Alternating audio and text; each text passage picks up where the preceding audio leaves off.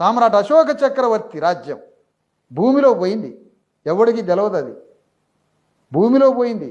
British వాడు వచ్చి భూమి బద్దలు కొడితే అశోక సామ్రాజ్యం బయటికి వెళ్ళింది 1800 తర్వాత.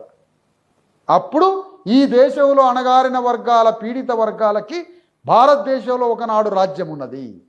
అది ప్రపంచంలో గ్రీకు దేశాలలో ఉన్న రిపబ్లిక్ ప్రజాస్వామ్య రాజ్యానికన్నా ముందే భారతదేశంలో ఒక రిపబ్లిక్ స్టేట్ ఉంది. దట్ ఈస్ సామ్రాట్ అశోక చక్రవర్తి కింగ్డమ్ అని చెప్పింది.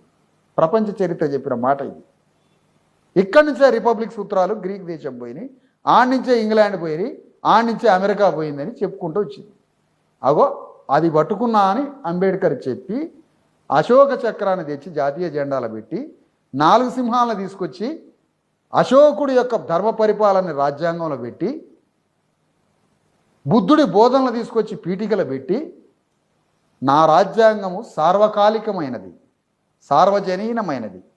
ఇంకా చెప్పాలంటే భారత రాజ్యాంగ పీఠిక విశ్వజనీనమైనది. ఏ దేశమైనా పరిపాలించుకోవచ్చు.